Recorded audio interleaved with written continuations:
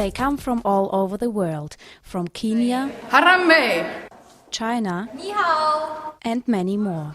They didn't know each other, but however, for some days they had to work together as partners. They came to Bonn, Germany for the International Youth Meeting Shaping Globalization. Their aim, they wanted to write a young agenda, a document of proposals and demands from the leaders of tomorrow to the leaders of today.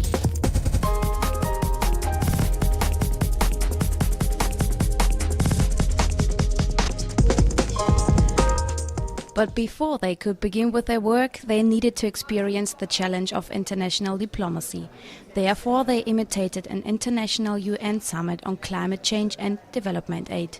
Each participant played the role of a leading politician from a different country than their own. For example, the Indian participant played an American secretary.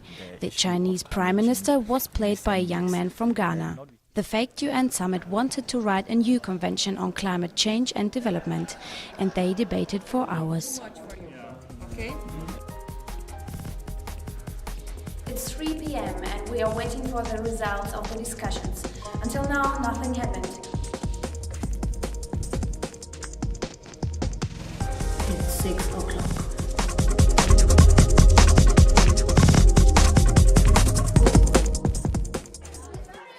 Although it was only a game, the participants didn't play.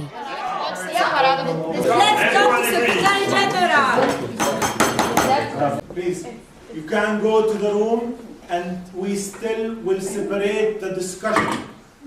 Okay, please, then you can go to your room. At the same time, the presidents and the prime ministers will join this room to discuss the issues raised. Okay? Are we agreeing on that?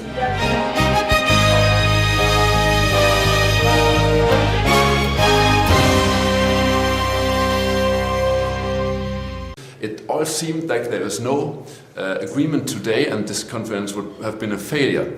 But then the delegates decided to come back to the table and continue the negotiations. Congratulations, what a success. All the countries signed the convention text. 2 days of difficult negotiations, the mock conference finally succeeded. But the biggest success was this. The participants learned that international problems are not easy to be solved. An important lesson for the second part of the meeting, their own young agenda. Thank you.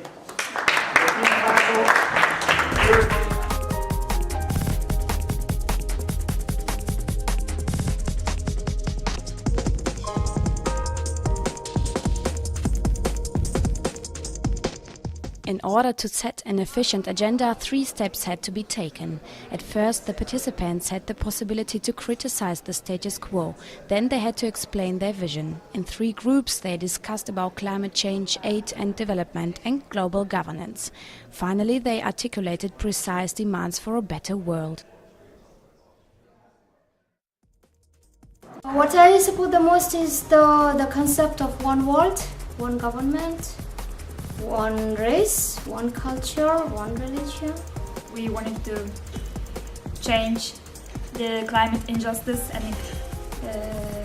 environmental and economical and the financial and the social inequality. It's important to change the attitude of the people.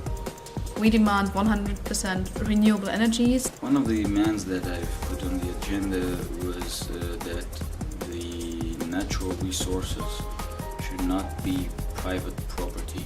So we've definitely decided the veto power of the Permanent Five would have to be eliminated. I want to see clearly the participation of young people, especially in decision making across the world. We suggested the united people of the world, eliminating borders. Time will tell if their demands will be heard. But anyway, for the participants of these days in Bonn, it was a remarkable experience.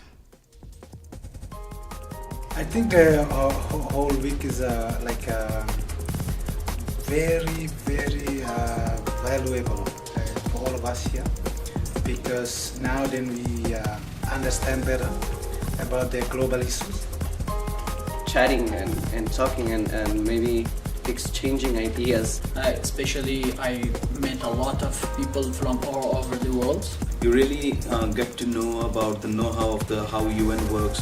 What is the politics that is happening at the international level? It was great. We just realized that we just have totally different backgrounds. The simulation game that we had was a wonderful experience for me. But generally, I already